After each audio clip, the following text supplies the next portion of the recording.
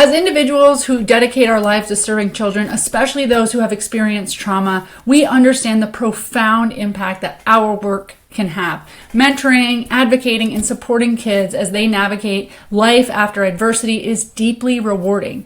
But let's face it, it can also be emotionally draining. The work challenges us to show up fully with compassion and patience, even on our hardest days. And what if the key to sustaining this work and amplifying its impact is turning inward and focusing on ourselves? Well, if you're passionate about helping others heal, then this episode will show you why your personal healing journey is the foundation of effective service. Now, let's roll that intro and then dive in. I'm Rebecca Britt, and this is the Stable Moments Podcast. I started this podcast to understand from all perspectives how we can help end the foster care crisis. The overwhelming response was we need to support our local community. Unwanted, abandoned, orphaned children are the community's responsibility. We must support, guide, love, invest, raise up generations that will nurture, love, and support their own children to end this crisis. So, the purpose of this podcast is to build an army of people that are interested and willing to take responsibility of our foster youth and who are supportive of foster and adoptive families. This is the on-ramp for people who want to get involved but might not know where to start. I want this to be a place where community members feel like they can make a difference, where they feel good enough to make that difference, and believe that they can be a big deal in the life of a child. Thanks for being part of our community, and make sure to join the conversation in the Stable Moments Podcast Facebook group. Together, we can end the foster care crisis. I work hard to help program directors and mentors understand how trauma impacts a child's brain and behavior, but there's only so much teaching you can do. The truth is, we all have trauma, experiences, and stories that affect how we show up in the world, our reactions to things, our relationships, and our behavior. There's no better way to understand and empathize with how someone else experiences life and how their experience has shaped their life and behavior than to understand it for ourselves. But we resist this work. We would rather take 100 courses on neglect, abuse, attachment, foster care, mentorship, etc., right? Than actually turn inward. And now, why is that? Why do we resist it so much? Because we're afraid of what we'll uncover. We might realize or already know that we get triggered sometimes. We might have a lot of behaviors that we do to keep us safe. And opening up the hood means going back to scary, unsafe, uncomfortable times and acknowledging our pain or feeling our pain. And we try endlessly not to do that. That's why we created all of these patterns we have were to protect us from feeling pain and to make us feel safe. Here's the deal though. We don't get to understand someone better than we understand ourselves. We don't get to use people as a distraction from our own work. I know that's really a crappy sentiment to be like, oh, you're out there doing all this good in the work and you're kind of using it as a distraction. But let me call you out if it is possibly something you might do. I know that I do it. In fact, all the things that we focus on,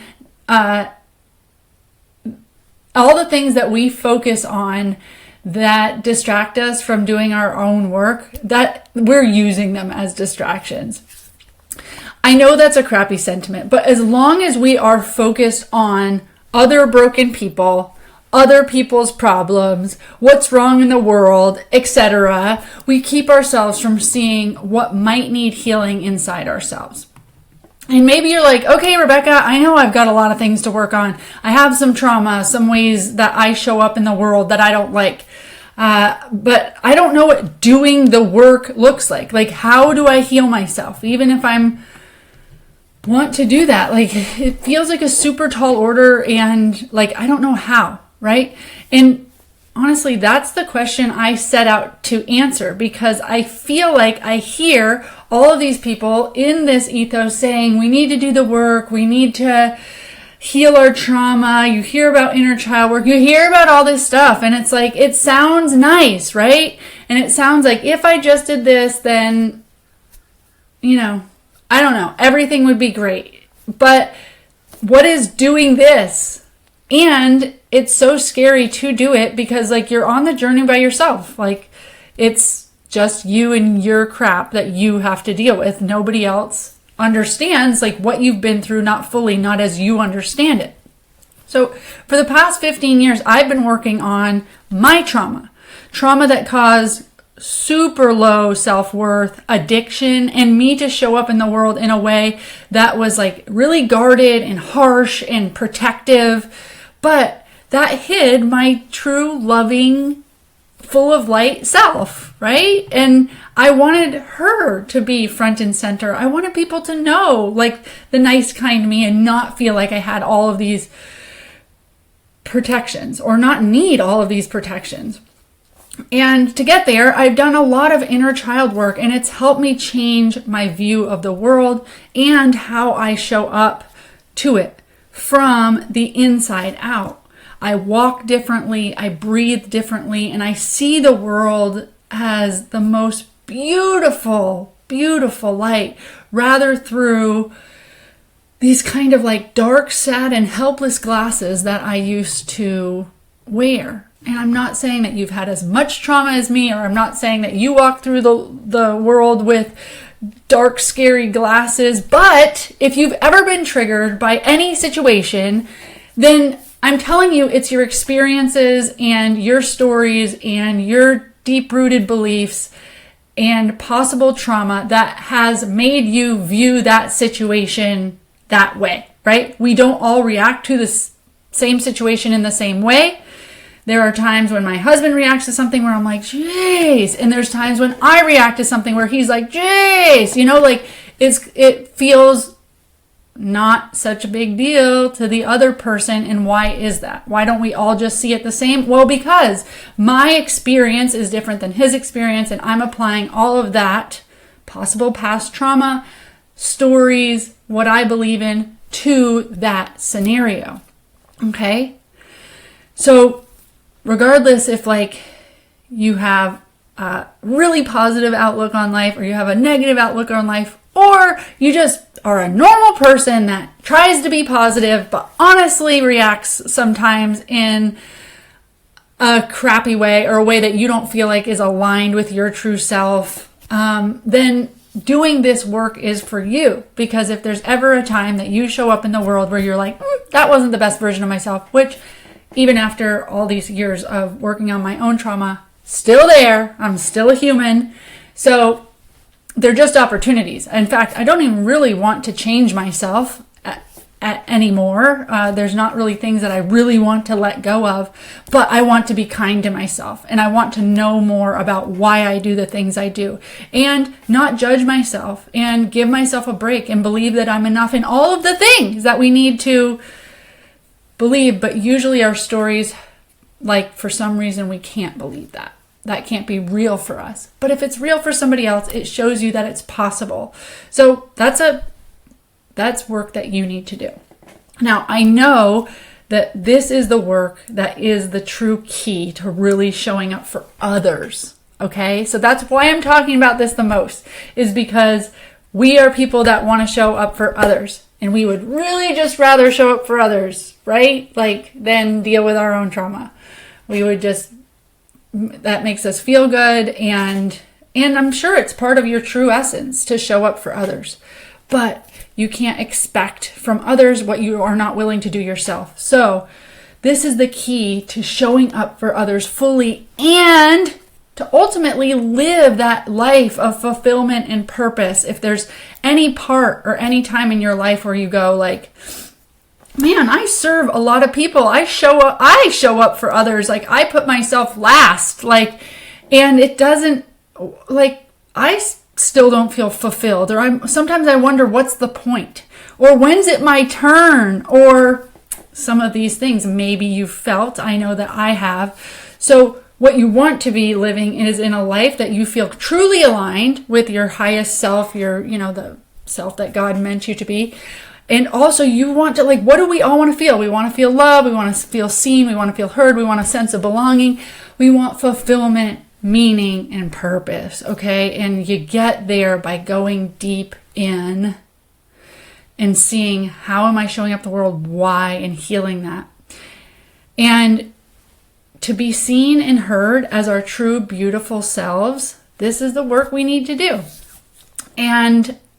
But honestly, like, I always felt like this work was so individualized and so personal that it was really tough for me to give a roadmap. Like, what's the roadmap? Like, I get so annoyed when people talk about self-care or doing work, but like, they don't tell you how. Like, I'm a how girl. How do you do it? Practical application.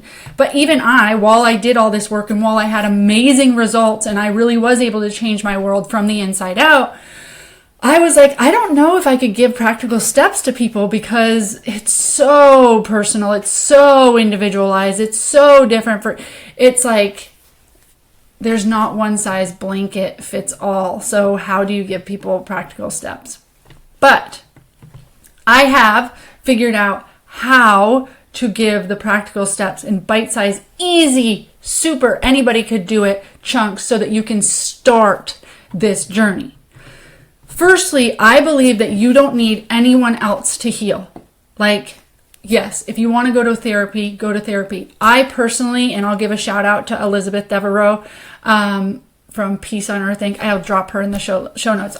She's a spiritual intuitive that I met with like for years on a weekly basis or monthly basis to just like break old patterns, and it was energy work, and it was all of this stuff that she would help with. So I'm not saying that people and courses and resources are not amazing and beneficial, and I do believe those things will be put in front of you like this podcast is right now to show you the way, to help guide you.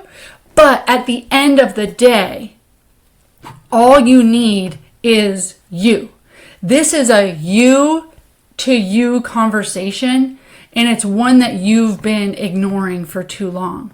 So to help guide this conversation, I've recently released my Heal Yourself, Heal the World course, which is a compilation of all the practical tools that I've used to identify the old patterns that don't serve me anymore, access my inner child, heal past wounds, heal my past trauma, and create this meaningful and fulfilling life that is aligned with my highest and best, what God intended for me.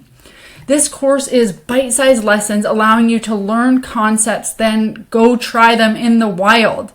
So much of this is about self-discovery and what I like to call radical accountability. If we're going to be the change that we want to see in the world, then we have to be willing to do what we're asking of other people, which is to go inside and see how they work, try new ways, and model what showing up for yourself looks like. I challenge you to dive in. Make this year one where you turn down the noise of the outside world and shine a light on you. Get introspective and do all that you can to show up as the best version of you, because the world needs healing right now, and it starts with you. If you want to check out the course, you can at stablemoments.com/heal. Until next time, thank you so much for your service to this world.